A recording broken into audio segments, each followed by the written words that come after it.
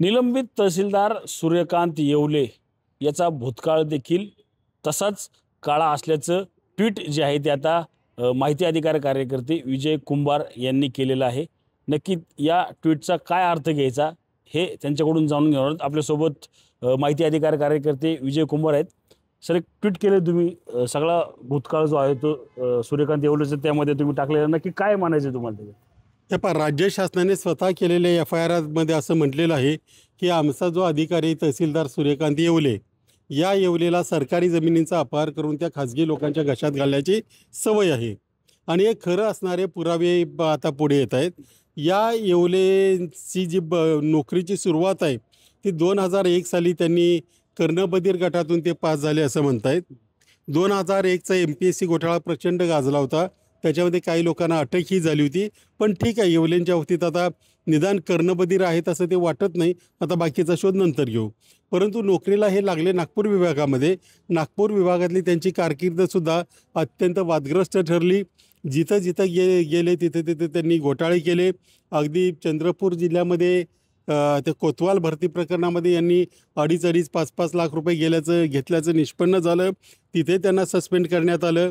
त्यानंतर एका ठिकाणी लाच घेताना त्यांना रंगेहात पकडण्यात आलं। ACBची चौकशी झाली आणि अशा अनेक घोटाळे केले। त्यानंतर अचानक 2015-16च्या सुमारास त्यांना कोणीतरी पुणे विभागामध्ये बदली केली। पुणे विभागात बऱ्याच ठिकाणी त्यांनी काम केलं।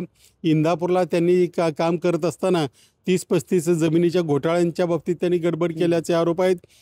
वाळू माफियांबरोबर संगनमत केल्याचे आरोप आहेत। असे सगळे आरोप असतानाच त्यांनी पुण्यामध्ये मोबोज हॉटेल जे आहे, एनिमी प्रॉपर्टी आहे, त्या जमिनीच्या खरेदी विक्रीमध्ये गडबड घोटाळे केले। आणि असं असतानाही त्यांना आणि या सगळ्या प्रकरणात 2-3 वेळा चौकशीमध्ये त्याच्यावर असं म्हटलं की यांना कार्यकारी पदाचा चार्ज देऊ नये, म्हणजे अकार्यकारी पदावर ठेवावं। असं असतानाही त्यांना पुण्यासारख्या सेन्सिटिव्ह भागामध्ये आणलं गेलं। खरं तर असे जे अधिकारी आहेत शासकीय, त्यांच्या बदल्यामध्ये गोंधळ होऊ नये, भ्रष्टाचार होऊ नये, राजकीय हस्तक्षेप होऊ नये म्हणून राज्य निवड मंडळ आहे आणि ते राज्य निवड मंडळ सर्वोच्च न्यायालयाच्या अशा आदेशानंतर निर्माण करण्यात आलेलं आहे। त्यामुळे अशा बदल्या त्या निवड मंडळाने त्या अधिकाऱ्याची गुणवत्ता तपासल्यानंतरच करता येतात, त्याशिवाय करू नयेत असा नियम आहे। असं असतानाही याची बदली म्हणजे त्यांचा एडवा पूर्वी इतिहास जो मला माहिती आहे त्याच्यापेक्षा अधिकाऱ्यांना नक्कीच जास्त माहिती असणार। त्याच्यामुळे ह्या बदलीसाठी ज्यांनी पुकार दिला, शिफारस केली, त्या सगळ्या अधिकाऱ्यांची चौकशी झाली पाहिजे, त्या निवड मंडळाची चौकशी झाली पाहिजे आणि त्या निवड मंडळाच्या चौकशीशिवाय जर ही बदली झाली असेल तर ज्यांनी दबाव आणला त्या राजकीय नेत्याचं नाव पुढे आलं पाहिजे आणि त्याची चौकशी झाली पाहिजे अशी आमची मागणी आहे। मी आता कर्णबधिरांचा एक विषय घेतला की ते सूर्यकांत येवले जे आहेत ते कर्णबधिर आहेत, म्हणजे पूजा खेडकर सारखंच हे प्रकरण आहे का? हां, समाजात अपंग पदावर अपंग कर्णबधिर म्हणून शिफारस करण्यात आली आहे, हे खरं आहे का सर्टिफिकेट? सर, मग सर्टिफिकेट खरंच आहे ना, त्यांनी दिलेलं खरं आहे का? त्यांनी दिलं ते आता तिथं त्या कर्णबधिर आहेत की नाही मला माहिती नाही, पण असं म्हटलं जाते की त्यांनी आधी काही अटेम्प्ट दिले जनरलमधून, नंतर हा शेवटचा अटेम्प्ट त्यांनी या कॅटेगरीमधून दिला।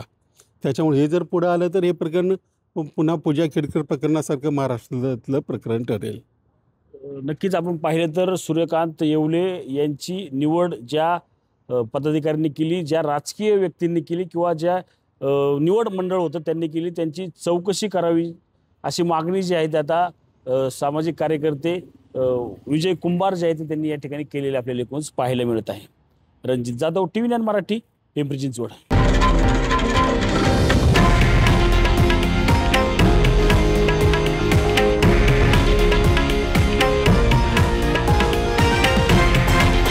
हे आहे देशातील नंबर 1 न्यूज नेटवर्क आणि आपण पाहत आहात TV9 मराठी, एकमेव।